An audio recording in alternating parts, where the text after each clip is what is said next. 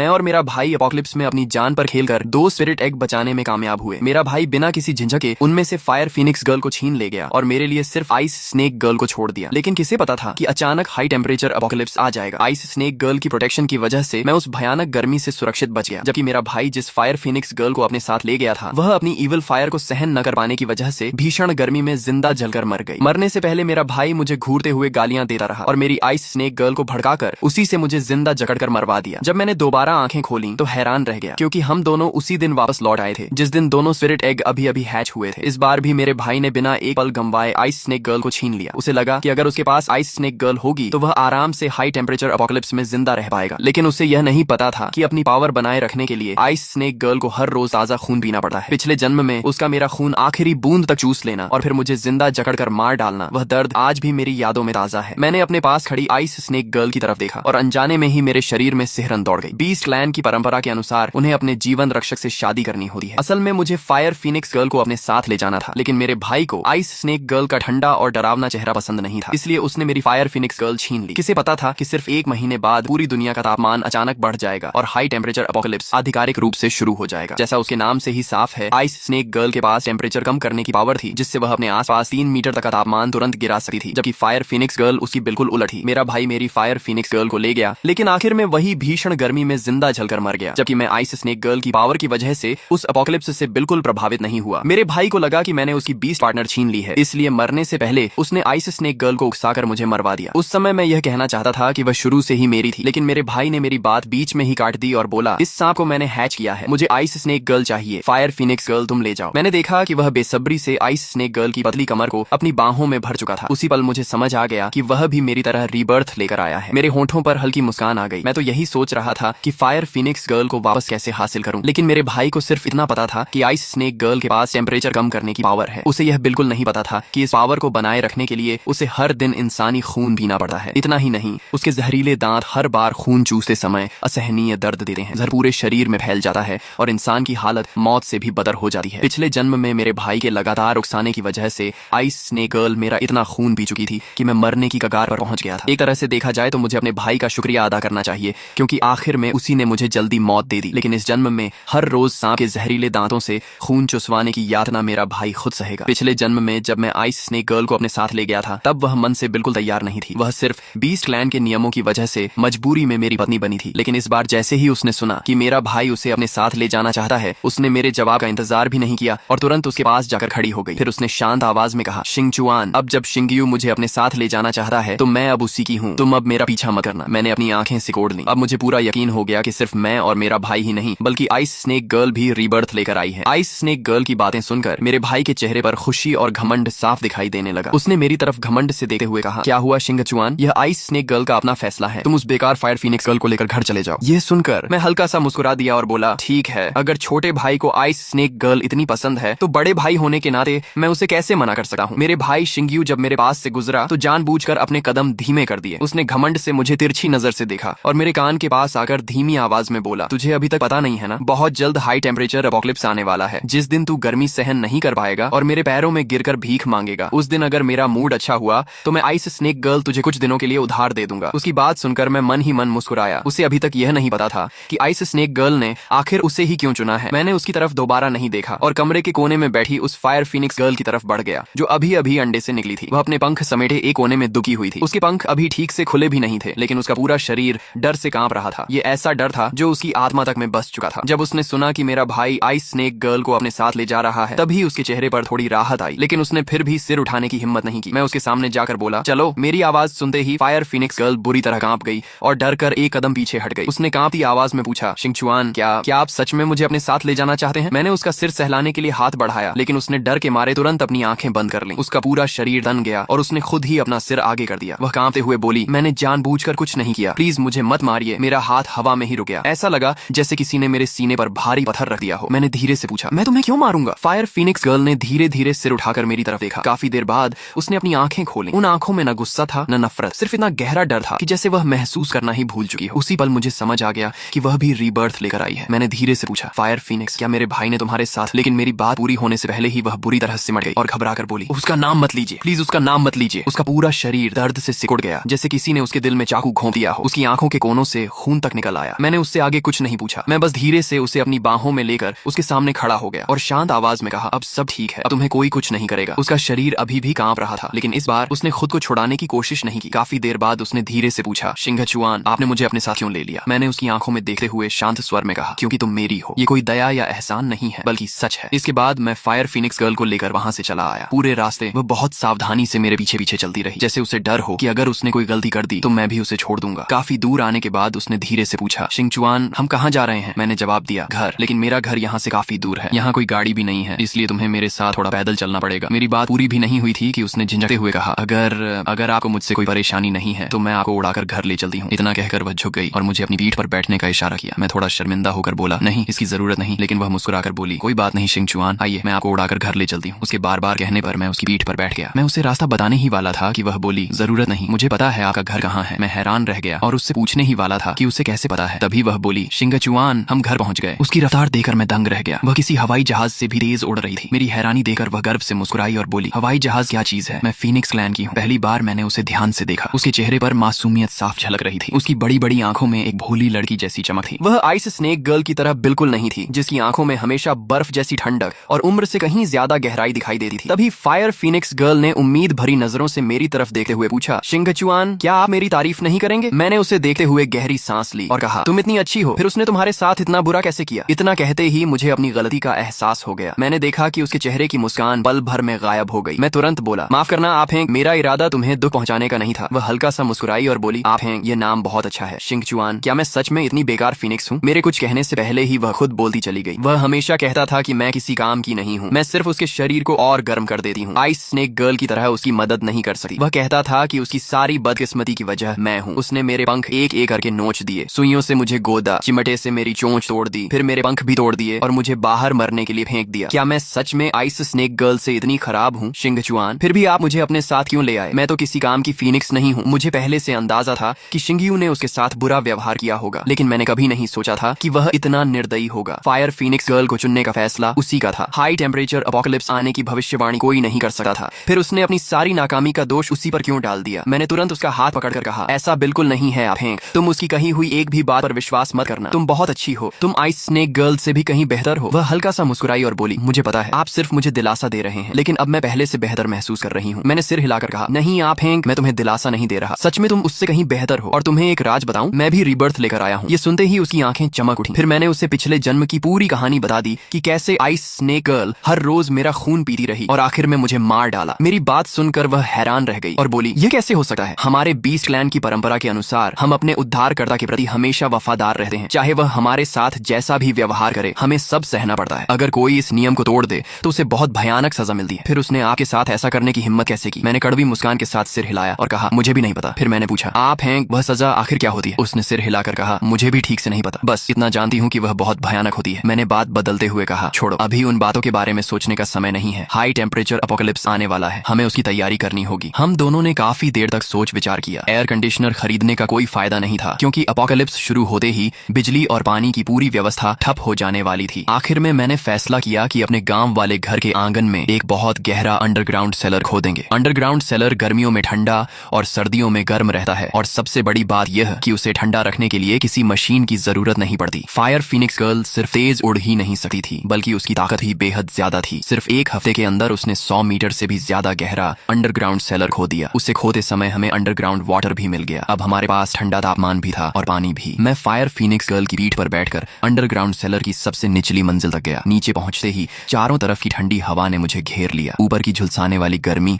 और नीचे की ठंडक में जमीन आसमान का फर्क था। मुझे ठंड से कांपता देखकर फायर फीनिक्स गर्ल ने तुरंत अपनी पावर इस्तेमाल की और आसपास का तापमान आरामदायक बना दिया। मैंने कहा, अब हमारे पास पानी भी है और सही तापमान भी, लेकिन खाने का क्या करेंगे? वह मुस्कुराई और बोली, ये तो बहुत आसान है, हम इसके पास एक और बड़ा अंडरग्राउंड सेलर बनाएंगे, उसमें बीज बो देंगे, ऊपर सूरज की रोशनी होगी और नीचे अंडरग्राउंड वाटर। जब हाई टेम्परेचर अपोकलिप्स आएगा तब वही तापमान पौधों के लिए सबसे अच्छा होगा। हमें सिर्फ 1 महीने का खाना जमा करना है, उसके बाद हमारी फसल तैयार हो जाएगी। इसके बाद हमने काम बांट लिया और हाई टेम्परेचर अपोकलिप्स आने से पहले सारी तैयारी पूरी कर ली। अगले दिन अपोकलिप्स आने वाला था। उस रात मैं फायर फीनिक्स गर्ल को अपनी बाहों में लेकर अंडरग्राउंड सेलर के बड़े बिस्तर पर लेट गया और सुबह का इंतजार करने लगा। अगली सुबह उठते ही मुझे महसूस हुआ कि अंडरग्राउंड सेलर का तापमान पहले से थोड़ा गर्म हो चुका है। ठंडी हवा अब आरामदायक लग रही थी। मैंने मुस्कुराकर कहा, आ गया, हाई टेम्परेचर एपोकलिप्स आखिर शुरू हो ही गया। फायर फीनिक्स गर्ल ने राहत की सांस लेते हुए कहा, अच्छा हुआ, अब मुझे हर समय अपनी पावर इस्तेमाल नहीं करनी पड़ेगी। पिछले कुछ दिनों से लगातार पावर चलाते चलाते मैं बुरी तरह थक गई हूँ। मेरा फीनिक्स ब्लड तक लगभग खत्म होने वाला है। मैं चौंक गया और पूछा, तुम्हारा मतलब पावर इस्तेमाल करने के लिए ब्लड खर्च होता है? वह मुस्कुरा कर बोली, हाँ बिल्कुल, वैसे ही जैसे तुम लोग गेम खेलते समय माना खर्च करते हो, वैसे ही हम अपनी पावर इस्तेमाल करने के लिए ब्लड खर्च करते हैं। यह सुनते ही मैं फायर फीनिक्स गर्ल की तरफ दर्द और अपराध बोध से देखने लगा। मैंने कहा, तुमने मुझे पहले क्यों नहीं बताया? अगर मुझे कुछ दिन ठंड के बिना रहना पड़ता तो भी कोई बात नहीं थी। पिछले 1 महीने में फायर फीनिक्स गर्ल का डर और झिझक लगभग खत्म हो चुका था। उसने सीधे मेरा गाल पकड़कर हल्के से दबाया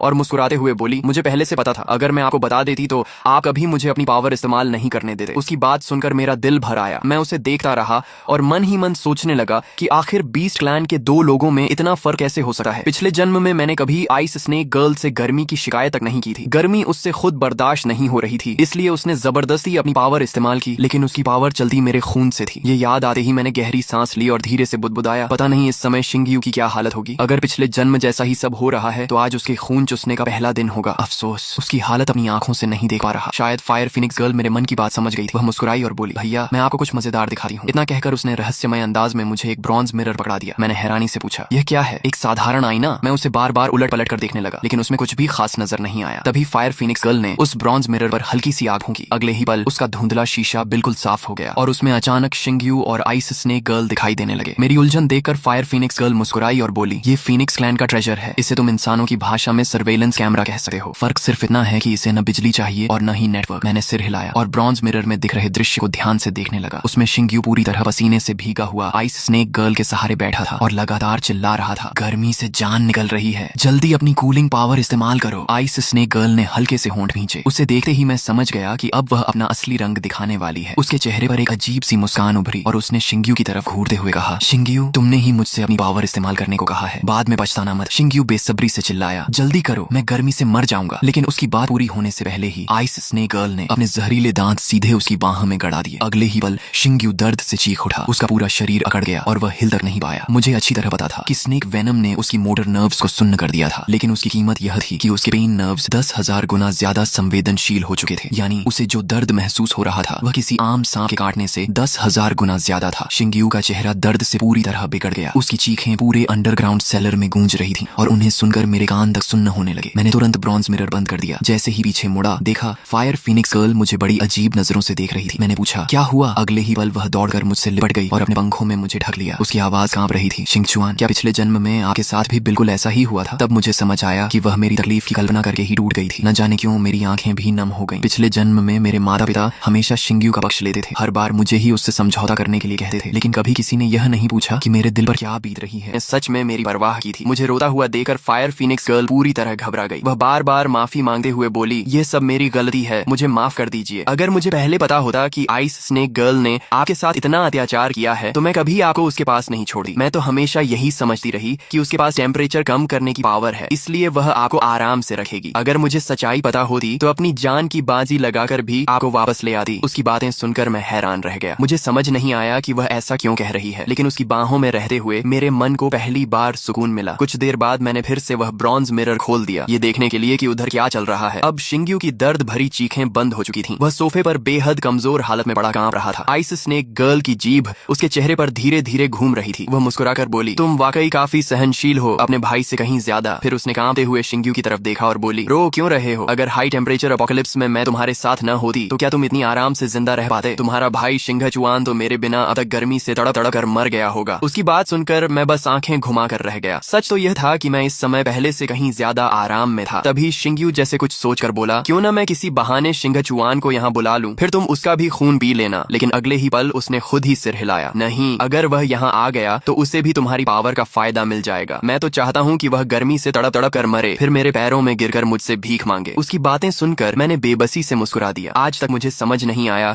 कि मैंने आखिर उसका क्या बिगाड़ा था। वह खुद चाहे कितनी भी तकलीफ में रहे, लेकिन मुझे खुश नहीं देख सकता था। हालांकि एक बात माननी पड़ेगी, आइस स्नेक गर्ल और शिंगयू सच में एक दूसरे के लिए बने थे। दोनों ही अंदर से एक जैसे थे। आइस स्नेक गर्ल उसकी बात सुनकर मुस्कुराई। शिंगयू भी जैसे अचानक जोश से भर गया। उसने अपने आंसू पोंछे, किसी तरह उठकर बैठा और बोला, मुझे फोन दो, मैं अभी शिंगचुआन को कॉल करता हूँ, मैं उसकी हालत पर खूब हंसूंगा। आइस स्नेक गर्ल ने ठंडी मुस्कान के साथ फोन उसकी तरफ बढ़ाया और बोली, यही तो मैं देखना चाहती थी, तुम सच में अपने भाई से कहीं ज्यादा समझदार हो। अगले ही पल शिंगयू का फोन मेरे पास आ गया। मैंने बिना देर किए कॉल उठा ली। मैं भी देखना चाहता था कि इस बार वह किस बात का घमंड घमंड करेगा। बचपन से ही उसे अपनी हर चीज दिखाने का शौक था। उसके पास जो भी चीज होती और मेरे पास नहीं होती, वह हर समय उसका दिखावा करता रहता था। मुझे उसकी किसी बात से कभी फर्क नहीं पड़ता था, लेकिन जितना मैं उसे नजरअंदाज करता उतना ही उससे लगा कि मैं उससे जलता हूँ। कॉल उठाते ही उसने हंसते हुए कहा, भैया अब तो हाई टेम्परेचर एपोकलिप्स शुरू हो चुका है, तुम शायद गर्मी से मरने वाले होगे। अगर अभी भी मेरे सामने घुटनों के बल बैठकर भीख मांगो तो मैं सोच सकता हूँ कि तुम्हें कुछ दिनों के लिए अपने घर में रहने दूं। मैं फोन पर हल्का सा हंसा। शायद उसे उम्मीद थी कि मैं रोते हुए उससे मदद मांगूंगा, लेकिन मेरी आवाज सुनकर वह खुद चौंक गया। फिर वह गुस्से में बोला, क्या बात है, क्या गर्मी ने तुम्हारा दिमाग खराब कर दिया है? मुझे सबसे ज्यादा तुम्हारा यही घमंडी चेहरा नापसंद है। अब अगर तुम मेरे सामने घुटनों के बल भी गिरोगे तब भी मैं तुम्हें अपने घर नहीं आने दूंगा। हाँ, आखिर हम भाई हैं, इसलिए इतना भी निर्दयी नहीं बनूंगा। अगर तुम मुझे 2 बार सिर झुकाकर प्रणाम करोगे तो शायद मैं दोबारा सोच लूं। मैंने शांत स्वर में जवाब दिया, जरूरत नहीं है छोटे भाई, मैं यहाँ बहुत आराम से हूँ। हाँ, तुम यह बताओ, आइस स्नेक गर्ल के हाथों रोज अपना खून चुसवाने का अनुभव कैसा लग रहा है? मेरी बात सुनकर शिंग्यू कुछ पल के लिए पूरी तरह चुप हो गया, फिर अचानक जोर से हंस पड़ा और बोला, शिंगचुआन, लगता है तुम गर्मी से पागल हो गए हो। इतनी बेवकूफी भरी कहानी भी कोई बना सकता है? मैंने मुस्कुराकर कहा, छोटे भाई, कहीं तुम्हें ऐसा तो नहीं लगा कि रीबर्थ सिर्फ तुम्हें ही मिला है? और हाँ, फायर फीनिक्स गर्ल मेरे साथ बहुत अच्छी तरह है। सच कहूँ तो उसे मुझे देने के लिए तुम्हारा धन्यवाद। इतना कहकर मैंने बिना उसकी बात सुने फोन काट दिया। ब्रॉन्ज मिरर में मैंने देखा कि शिंग्यू ने गुस्से में फोन जमीन पर पटक दिया और पागलों की तरह चिल्लाने लगा। आइस स्नेक गर्ल ने भौहें सिकोड़ते हुए पूछा, अचानक तुम्हें क्या हो गया? शिंग्यू घबरा कर बोला, शिंगचुआन भी रीबर्थ लेकर आया है, उसे सब पता चल गया। मैंने पिछले जन्म में उसके साथ क्या किया था, सब कुछ। आइस स्नेक गर्ल के होंठों पर हल्की मुस्कान आ गई। उसने बेपरवाही से कहा, तो क्या हुआ अगर उसे सब पता चल गया? उससे क्या फर्क पड़ता है? लेकिन शिंग्यू बेचैन होकर बोला, अब उसके सामने मेरी क्या इज्जत रह जाएगी? वह तो मन ही मन मुझ पर हंस रहा होगा। आइस स्नेक गर्ल ने उसका चेहरा पकड़ते हुए कहा, लेकिन उसे ठंडक कौन दे सकता है? मैं। और उसके पास क्या है? वह बेकार फायर फीनिक्स गर्ल, वह उसका क्या भला करेगी? ये सुनते ही शिंग्यू के चेहरे पर फिर से मुस्कान लौट आई। उसने सिर हिलाकर कहा, तुम ठीक कहती हो, शिंगचुआन मुझसे जल रहा होगा। इस समय वह गर्मी से जरूर तड़प रहा होगा। देखते हैं वह कब तक अकड़ दिखाता है। शिंग्यू की बात सुनकर आइस स्नेक गर्ल बेहद संतुष्ट दिखाई दी। उसने प्यार से उसके गाल पर हाथ फेरा और मुस्कुराते हुए बोली, बस ऐसे ही सोचो और खूब खाना खाया करो, तभी तो तुम्हारे शरीर में इतना खून रहेगा कि मैं हर दिन आराम से पी सकूं। आइस स्नेक गर्ल मुस्कुराकर बोली, अरे अभी का यह थोड़ा सा दर्द क्या मायने रखता है? ज्यादा से ज्यादा 1 हफ्ते बाद शिंगचुआन गर्मी से तड़पकर तुम्हारे पैरों में गिरकर रोते हुए मदद मांगेगा। शिंग्यू उस आइस स्नेक गर्ल की बातों में पूरी तरह आ गया और बार बार सिर हिलाने लगा। उसे बिल्कुल भी अंदाजा नहीं था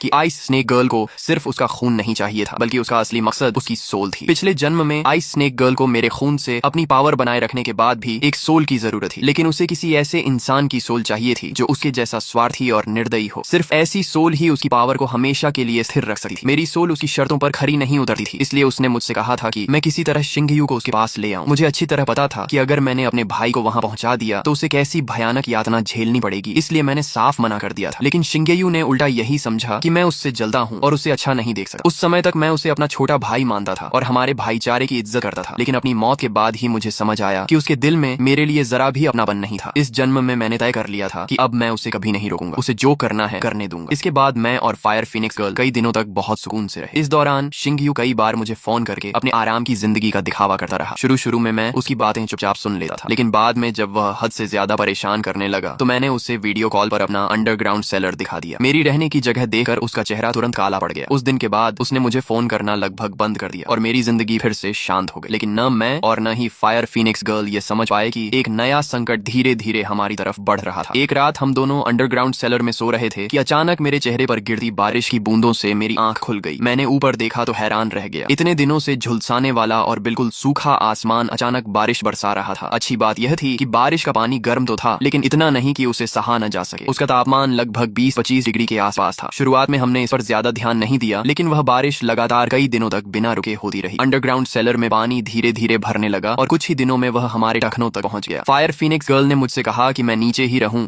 जबकि वह ऊपर जाकर हालात देख कर आती है। काफी देर बाद वह वापस लौटी। उसके चेहरे पर साफ घबराहट थी। उसने कहा, बाहर पानी बहुत ज्यादा भर चुका है। हमारे अंडरग्राउंड सेलर के ऊपर ढक्कन होने की वजह से अभी तक हम बचे हुए हैं, लेकिन बाहर पानी इतनी तेजी से बढ़ रहा है कि अगर यही हाल रहा तो कुछ ही दिनों में पूरा अंडरग्राउंड सेलर पानी में डूब जाएगा। उसकी बात सुनकर मुझे सब समझ आ गया। मैंने कहा, इतनी भीषण गर्मी में शायद एंटार्क्टिका की सारी बर्फ पिघल चुकी है। उसी वजह से समुद्र का पानी बढ़ रहा है और लगातार बारिश हो रही है। अगर ऐसा ही चलता रहा तो बहुत जल्द पूरी दुनिया में फ्लड आ जाएगा। उस समय हम दोनों इस अंडरग्राउंड सेलर में जिंदा ही डूब जाएंगे। फायर फीनिक्स गर्ल ने मेरी बात सुनी और तुरंत सहमत हो गई। मैंने गंभीर होकर कहा, हमें जितनी जल्दी हो सके यहाँ से निकलना होगा। उसने होंठ काटे हुए कहा, मुझे भी पता है कि अब यहाँ रहना सुरक्षित नहीं है, लेकिन अगर हम जमीन पर चले गए तो इतनी गर्मी में जिंदा कैसे रहेंगे? इतना कहते कहते उसने सिर झुका लिया और उदास होकर बोली, माफ करना शिंगचुआन, यह सब मेरी वजह से हो रहा है। मैं इतनी ताकतवर नहीं हूँ कि तुम्हें तुम्हें सुरक्षित रख सकूं। अगर उस दिन तुमने आइस स्नेक गर्ल को चुना होता तो उसने अपनी बात पूरी भी नहीं की थी कि मैंने तुरंत उसका मुंह अपने हाथ से बंद कर दिया। मैं मुस्कुराकर बोला, ऐसी बात दोबारा मत कहना। अगर मैंने आइस स्नेक गर्ल को चुना होता तो शायद गर्मी से नहीं मरता, लेकिन उसके जहर और दर्द से जरूर मर जाता। मैं कुछ देर सोचता रहा। यूं बैठे रहने से कुछ नहीं होने वाला था। तभी अचानक मेरे दिमाग में एक शानदार योजना आई। मैंने उत्साहित होकर कहा, फायर फिनिक्स गर्ल, मेरे पास एक आइडिया है। उसने तुरंत मेरा हाथ पकड़ लिया और बोली, जल्दी बताइए शिंगचुआन। मैंने कहा, तुम उड़ सकती हो है ना, तो मुझे अपनी पीठ पर बैठाकर माउंट एवरेस्ट की चोटी पर ले चलो। वहाँ ऊंचाई बहुत ज्यादा है, इसलिए तापमान भी ठंडा होगा, और चाहे समुद्र का पानी 1000 मीटर तक क्यों न बढ़ जाए, वहाँ तक कभी नहीं पहुंच पाएगा। मेरी बात सुनकर फायर फिनिक्स गर्ल खुशी से बार बार सिर हिलाने लगी। वो बोली, शिंगचुआन, आप सच में बहुत बुद्धिमान हैं। चलिए अभी चलते हैं। लेकिन तभी मुझे एक बात याद आई और मैंने सिर हिलाकर कहा, रुको, एक समस्या है। उसने पूछा, क्या? मैंने कहा, माउंट एवरेस्ट यहाँ से बहुत दूर है। इतनी लंबी उड़ान के दौरान हम रास्ते में ही गर्मी से मर सकते हैं। कुछ देर सोचने के बाद मैंने कहा, लगता है मुझे एक बार शिंग्यू को फोन करना पड़ेगा और उससे मिलकर काम करने की बात करनी होगी। फायर फिनिक्स गर्ल कुछ कह पाती उससे पहले ही मैंने शिंग्यू को कॉल लगा दिया। कॉल उठते ही वह हंसते हुए बोला, क्या हुआ? आखिर गर्मी बर्दाश्त नहीं हुई और अब मेरे सामने भीख मांगने आ गए? मैंने शांत स्वर में कहा, शिंग्यू, लगातार बढ़ते तापमान की वजह से एंटार्क्टिका की सारी बर्फ पिघल रही है। तुमने भी देखा होगा कि कई दिनों से लगातार बारिश हो रही है। उसने हंसे हुए कहा, तो उससे मेरा क्या लेना देना? मैंने समझाया, अगर यही बारिश चलती रही तो कुछ ही दिनों में पूरी दुनिया में फ्लड आ जाएगा। समुद्र का स्तर बहुत ऊपर उठ जाएगा। उस समय तुम और आइस स्नेक गर्ल भी नहीं बच पाओगे। इसलिए हमारे साथ मिल जाओ। फायर फिनिक्स गर्ल हम सबको माउंट एवरेस्ट की चोटी तक पहुंचा सकती है। वहां हम सुरक्षित रहेंगे। लेकिन शिंग्यू जोर से हंस पड़ा और बोला, शिंगचुआन, तुम्हारी बातें सुनकर लगा है गर्मी ने तुम्हारा दिमाग जला दिया है। मैं 22वीं मंजिल पर रहता हूँ। अगर फ्लड आया भी तो पहले तुम डूबोगे, मैं नहीं। सच बताओ, तुम गर्मी से परेशान हो और घुटनों के बल मेरे सामने आना नहीं चाहते, इसलिए मुझे डराने की कोशिश कर रहे हो, है ना? मैंने गहरी सांस लेकर कहा, अगर तुम्हें यकीन नहीं है तो कोई बात नहीं, मैं तो बस चाहता था कि हम सब मिलकर बच जाएं। लेकिन उसने घमंड से कहा, अगर गर्मी सहन नहीं हो रही तो मेरे सामने घुटनों के बल आकर सिर झुका दो। मैं देखना चाहता हूँ कि तुम्हारा यह घमंड कब टूटा है। उसकी बातें सुनकर मैंने बिना कुछ कहे फोन काट दिया। फायर फिनिक्स गर्ल तुरंत मेरे पास आई और बोली, शिंगचुआन, क्या हुआ? आपने उससे बात क्यों की? मैंने उदास होकर कहा, मैं चाहता था कि हम मिलकर बचने की कोशिश करें। मेरी बात सुनते ही फायर फिनिक्स गर्ल नाराज हो गई। उसने गुस्से से कहा, आप उसके साथ क्यों मिलना चाहते हैं? वह बहुत बुरा इंसान है। उसने पिछले जन्म में मेरे साथ इतना अत्याचार किया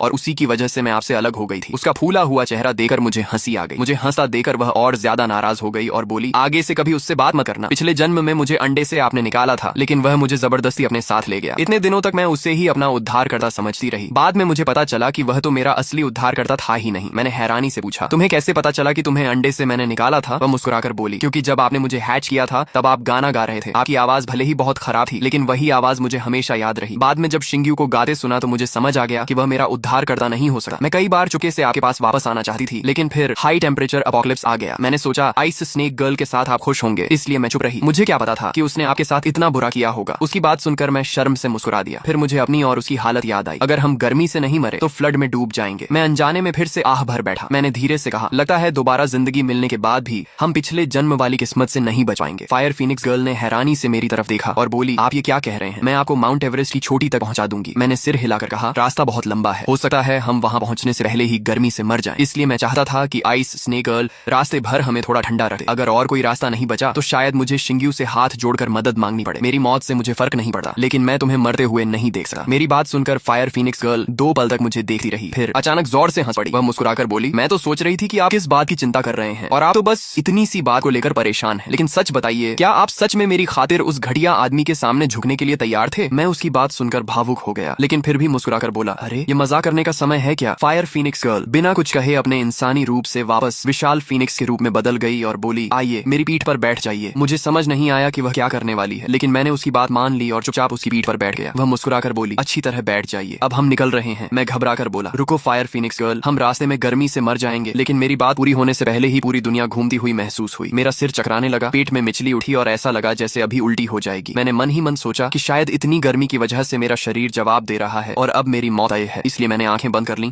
और मौत का इंतजार करने लगा। तभी मेरे कानों में फायर फिनिक्स गर्ल की हंसी हुई आवाज आई, शिंगचुआन, आपने आंखें क्यों बंद कर रखी हैं? इन्हें खोलिए। मैंने धीरे धीरे अपनी आंखें खोली और अगले ही पल हैरान रह गया। मेरे सामने का नजारा पूरी तरह बदल चुका था। मैंने अविश्वास से पूछा, फायर फिनिक्स गर्ल, ये जगह कहाँ है? वह गर्व से मुस्कुराई और बोली, माउंट एवरेस्ट की चोटी। मैं दंग रह गया और चिल्लाया, क्या हम इतनी जल्दी पहुंच गए? वह हंसते हुए बोली, बिल्कुल शिंगचुआन, फिनिक्स क्लैन की उड़ान की रफ्तार को कभी कम मत समझिए। मेरी आंखों में खुशी चमक उठी। मैंने उत्साहित होकर कहा, मतलब हम सच में बच गए? चारों तरफ ठंडी हवा चल रही थी। मैंने गहरी सांस लेकर कहा, वाह, यहाँ कितना ठंडा और सुहावना मौसम है। अब हमें अंडरग्राउंड सेलर में छिपकर रहने की जरूरत नहीं पड़ेगी। खुशी में मैं दौड़कर फायर फिनिक्स गर्ल से लिपट गया। मेरी टक्कर से वह लगभग गिर ही गई, लेकिन अगले ही पल मेरे पेट में फिर से मिचली उठी और मैं वहीं जोर से उल्टी करने लगा। फायर फिनिक्स गर्ल तुरंत घबरा गई। उसने जल्दी से मुझे पानी दिया और चिंता से बोली, शिंगचुआन, आपने पहले क्यों नहीं बताया कि आपको उड़ान में चक्कर आते हैं? अगर पता होता तो मैं धीरे उड़ दी। मैंने मैंने शर्माते हुए कहा, मुझे हीट स्ट्रोक नहीं हुआ था, मैं तो बस फ्लाइंग सिकनेस का शिकार हो गया था। फिर अचानक मुझे एक बात याद आई। मैंने उसकी तरफ देखकर पूछा, फायर फीनिक्स गर्ल, जब तुम्हारे पास इतनी तेज स्पीड थी तो पिछले जन्म में तुम शिंग्यू को माउंट एवरेस्ट क्यों नहीं ले गई? उसने मासूमियत से पलकें झपकाईं और बोली, मुझे तो ये आइडिया आया ही नहीं था और शिंग्यू ने भी कभी ऐसा नहीं कहा। सच कहूं तो शिंगचुआन, आप बहुत बुद्धिमान हैं। उसकी बात सुनकर मैं मन ही मन अपनी तारीफ करके मुस्कुरा ही रहा था कि तभी मेरा फोन बज उठा। मैंने स्क्रीन देखी तो कॉल शिंग्यू की थी। कुछ पल सोचने के बाद मैंने कॉल उठा ली। दूसरी तरफ से शिंग्यू की आवाज आई, शिंगचुआन, तुमने पहले कहा था ना कि हम साथ मिलकर काम करें। मैंने अब सोच लिया है, आखिर तुम मेरे बड़े भाई हो, इसलिए मैं बड़ी मुश्किल से तुम्हारा प्रस्ताव मान रहा हूँ। घुटने टेकर सिर झुकाने की जरूरत नहीं है, लेकिन मेरे सामने घुटनों के बल बैठकर मुझसे मदद जरूर मांगनी होगी। उसकी बातें सुनते ही मैं जोर से हंस पड़ा। फिर मैंने तुरंत ब्रॉन्ज मिरर खोल दिया। मैं देखना चाहता था कि आखिर ऐसी कौन सी नौबत आ गई थी कि इतना घमंडी शिंग्यू खुद मुझे फोन करने पर मजबूर हो गया। जैसे ही ब्रॉन्ज मिरर में तस्वीर दिखाई दी, मैं समझ गया। उसके घर के बाहर आया फ्लड अब इतना बढ़ चुका था कि पानी उसकी इमारत की खिड़कियों तक पहुंचने वाला था। मुझे अब समझ आ गया कि आखिर शिंग्यू ने मुझे फोन क्यों किया था। लेकिन हैरानी की बात यह थी कि मदद मांगने वाला वही था, फिर भी बात ऐसे कर रहा था जैसे मुझ पर कोई एहसान कर रहा हो। फोन के दूसरी तरफ से उसकी आवाज आई, अरे शिंगचुआन, चुप क्यों हो? मैं तो सिर्फ इसलिए तुम्हारे साथ मिलकर काम करने को तैयार हुआ हूँ क्योंकि तुम मेरे बड़े भाई हो। मेरी बात ठुकराने की गलती मत करना। मैंने व्यंग्य से कहा, तो क्या मुझे तुम्हारा धन्यवाद भी करना चाहिए? लेकिन शिंगयू को मेरी बातों का मतलब समझ ही नहीं आया। वह घमंड से बोला, बिल्कुल, मैं तुम्हारा जीवन बचाने वाला हूँ, इसलिए तुम्हें मेरे सामने घुटनों के बल बैठकर मुझसे मदद मांगनी होगी। उसकी बेवकूफी भरी बातें सुनकर मैंने बिना एक शब्द बोले फोन काट दिया। लेकिन अगले ही पल उसका फोन फिर से आ गया। मैं उठाना नहीं चाहता था, मगर यह जानने की उत्सुकता थी कि अब वह कौन सा नया बहाना बनाएगा, इसलिए मैंने फिर से कॉल उठा ली। इस बार उसने बनावटी उदारता दिखाते हुए कहा, चलो शिंगचुआन, तुम मेरे बड़े भाई हो, इसलिए मैं एक कदम और पीछे हट जाता हूँ। अब तुम्हें मेरे सामने घुटने टेकने की भी जरूरत नहीं है, बस जल्दी से यहाँ आओ, मुझे और आइस स्नेक गर्ल को माउंट एवरेस्ट की चोटी तक पहुंचा दो। मैंने शांत स्वर में कहा, छोटे भाई, अब मुझे आइस स्नेक गर्ल की कोई जरूरत नहीं है, तुम दोनों किसी और के साथ मिलकर बचने की कोशिश करो। मेरी बात सुनते ही वह घबरा गया और बोला, ज्यादा बहादुरी मत दिखाओ, माउंट एवरेस्ट यहाँ से बहुत दूर है, तुम लोग रास्ते में ही गर्मी से मर जाओगे, जल्दी से हमारे पास आओ। मैंने बिना कुछ कहे वीडियो कॉल ऑन कर दी और मुस्कुराकर बोला, छोटे भाई, जरा खुद देख लो कि मैं अभी कहाँ हूँ। उसने तिरस्कार से कहा, और कहाँ होगे? मैंने कैमरा घुमाकर चारों तरफ बर्फ से ढकी चोटियां दिखाई और कहा, मैं इस समय माउंट एवरेस्ट की चोटी पर हूँ। ये देखकर शिंग्यू की आंखें फटी रह गईं। वह हकलाते हुए बोला, ये कैसे हो सकता है? आइस स्नेक गर्ल के बिना तुम रास्ते में ही गर्मी से मर जाते। मैं मुस्कुराया और बोला, शायद तुम भूल गए कि फायर फीनिक्स गर्ल की उड़ान की स्पीड किसी रॉकेट से कम नहीं है, और हाँ, मुझे इतनी अनमोल साथी देने के लिए तुम्हारा बहुत बहुत धन्यवाद। इतना कहकर मैंने फोन काट दिया। फिर मैंने ब्रॉन्ज मिरर खोला। उसमें शिंग्यू गुस्से से घर का सामान तोड़ रहा था। शोर सुनकर आइस स्नेक गर्ल कमरे से बाहर आई। उसे देखते ही शिंग्यू पागलों की तरह उस पर टूट पड़ा। वह उसे धक्का देने लगा, गालियां देने लगा और मौका देखकर उसके गाल पर जोरदार थप्पड़ भी मार दिया। यह दृश्य देखकर फायर फीनिक्स गर्ल का चेहरा उतर गया। उसने धीमे से पूछा, क्या पिछले जन्म में उसने आपके साथ भी ऐसा ही किया था? मैंने उसके सिर पर प्यार से हाथ फेरा। वह मेरे सीने से लग गई और भर्राई हुई आवाज में बोली, मेरे साथ तो वह इससे भी ज्यादा बुरा करता था। वह मुझे सुइयों से चुभोता था, चाकू से काटा था, और इतना कहते कहते उसकी आंखों से आंसू बहने लगे। मैं तुरंत ब्रॉन्ज मिरर बंद करने लगा, लेकिन उसने मेरा हाथ पकड़ लिया और बोली, नहीं, मैं देखना चाहती हूँ कि आइस स्नेक गर्ल उसके साथ वैसा ही व्यवहार करती है या नहीं जैसा मैंने उसके साथ किया था। क्या वह भी उसकी हर गलती सह लेगी? उसकी बात सुनकर मुझे एहसास हुआ कि वह जितनी मासूम दिखती है उतनी भोली नहीं रही, लेकिन शायद यह उसके लिए अच्छा ही था, क्योंकि मैं आइस स्नेक गर्ल को अच्छी तरह जानता था। मैंने कभी उसका बुरा नहीं किया था, फिर भी उसने मेरे साथ इतनी निर्दयता की थी। अब जब शिंग्यू ने खुद उसके ऊपर हाथ उठाया था तो वह उसे कभी नहीं छोड़ेगी, और सच भी यही हुआ। ब्रॉन्ज मिरर में आइस स्नेक गर्ल का चेहरा गुस्से से लाल हो चुका था। उसने एक झटके में शिंग्यू का गला पकड़ लिया और लगातार कई जोरदार थप्पड़ उसके चेहरे पर जड़ दी। कुछ ही सेकंड में उसका चेहरा सूज गया, होंठ फट गए और मुंह से खून बहने लगा। थोड़ी देर बाद उसके 2 दांत भी टूटकर जमीन पर गिर पड़े। आइस स्नेक गर्ल की आंखों में हत्या की चमक थी। वह ठंडी आवाज में बोली, शिंग्यू, तुम सच में बहुत घटिया इंसान हो। मेरी पावर का इस्तेमाल करके जिंदा रहते हो और ऊपर से मुझ पर हाथ उठाने की हिम्मत भी करते हो। लगता है तुम्हारी मौत का समय आ गया है। मार खाने के बाद शिंग्यू भी पागलों की तरह चिल्लाने लगा। उसने कहा, मैंने तुम्हें अपना खून इसलिए दिया क्योंकि तुम्हारी पावर से मैं जिंदा रह सकता था, लेकिन अब देखो, पूरा घर फ्लड में डूबने वाला है। अब तुम्हारा क्या फायदा? तुमसे अच्छा तो वह बेकार फायर फीनिक्स गर्ल थी। काश मैंने उसी को चुना होता। आइस स्नेक गर्ल हंस पड़ी और बोली, पिछले जन्म में तो तुमने उसी फायर फीनिक्स गर्ल को चुना था, तब तुम्हें उससे क्या मिला था? उसकी बात सुनकर शिंग्यू एक पल के लिए चुप हो गया। फिर आइस स्नेक गर्ल मुस्कुराकर बोली, लेकिन तुम्हारी एक बात ने मुझे याद दिला दिया कि अब यहाँ रुकने का कोई मतलब नहीं है। शिंग्यू की आंखों में उम्मीद चमक उठी। वह बोला, क्या तुम्हारे पास यहाँ से निकलने का कोई तरीका है? आइस स्नेक गर्ल ने लापरवाही से कहा, मेरी आइस पावर से इस फ्लड को जमा देना मेरे लिए कोई मुश्किल काम नहीं है। ये सुनते ही शिंग्यू खुशी से उछल पड़ा। हाँ, मैं तो भूल ही गया था कि तुम्हारे पास फ्रीजिंग पावर है। जल्दी करो, मुझे भी माउंट एवरेस्ट की चोटी पर ले चलो, फिर मैं शिंगचुआन को दिखाऊंगा कि आखिर जीता कौन। आइस स्नेक गर्ल ने अपनी जीभ बाहर निकाली और मुस्कुराकर बोली, शिंग्यू, तुम सच में बहुत जल्दी रंग बदल लेते हो। लेकिन शिंग्यू उत्साह से बोला, लेकिन क्या? आइस स्नेक गर्ल ने अपनी जहरीली स्नेक फैंग्स बाहर निकाली और ठंडी मुस्कान के साथ बोली, मैंने कब कहा कि मैं तुम्हें भी अपने साथ ले जाऊंगी। इस बार उसने पहले की तरह उसके हाथ या पैर पर नहीं, बल्कि सीधे उसकी गर्दन पर अपने जहरीले दांत गड़ा दी। शिंग्यू डर के मारे चिल्लाया, आइस स्नेक गर्ल, तुम क्या कर रही हो? अगर मैं मर गया तो तुम्हें खून कौन देगा? मेरे बिना तुम तुम भी फ्लड में मर जाओगी, आइस स्नेक गर्ल ने ठंडे स्वर में कहा। वह पहले की बात ही, अब मुझे तुम्हारे खून की जरूरत नहीं रही, अब मुझे सिर्फ तुम्हारी सोल चाहिए। तुम्हारी सोल मिलते ही मैं हमेशा अपनी पावर इस्तेमाल कर सकूंगी, फिर मुझे कभी किसी के खून की जरूरत नहीं पड़ेगी। इतना कहकर उसने पूरी ताकत से उसकी गर्दन में अपने दांत गड़ा दिए। शिंग्यू का शरीर अस्वाभाविक तरीके से मरोड़ खाने लगा। वह लगभग आधे घंटे तक तड़पता रहा और फिर हमेशा के लिए शांत हो गया। लेकिन उसके मरते ही आइस स्नेक गर्ल खुद भी दर्द से कराहने लगी। उसने अपना गला पकड़ लिया और अपने असली स्नेक फॉर्म में बदल गई। ये देखकर मैंने हैरानी से फायर फीनिक्स गर्ल से पूछा, इससे क्या हो रहा है? उसने प्यार से मेरे सिर पर हाथ फेरते हुए कहा, शिंगचुआन, याद है मैंने आपको बीस्ट क्लैन के एंशिएंट रूल्स के बारे में बताया था? मैंने पूछा, कौन सा रूल? वह बोली, जब आपने मुझसे पूछा था कि मैं शिंग्यू का अत्याचार क्यों सहती रही, तब मैंने कहा था कि बीस्ट क्लैन के एंशिएंट रूल्स के अनुसार अगर कोई बीस्ट अपने सेवियर को नुकसान पहुंचाता है तो उसे भयानक पनिशमेंट मिलती है। आइस स्नेक गर्ल इस समय उसी एंशिएंट पनिशमेंट को झेल रही है। मैंने सिर हिलाया। अब सब कुछ समझ आ चुका था। ठीक उसी तरह जैसे कुछ देर पहले शिंग्यू तड़प रहा था, अब आइस स्नेक गर्ल भी जमीन पर दर्द से मरोड़ खा रही थी। काफी देर बाद उसकी भी सांसें हमेशा के लिए थम गईं। आखिरकार बुराई का अंत बुराई से ही हुआ। मैंने कभी नहीं सोचा था कि ये दोनों एक दूसरे को मारकर अपनी मौत बुलाएंगे। शायद यही उनके सारे पापों की सबसे उचित सजा थी।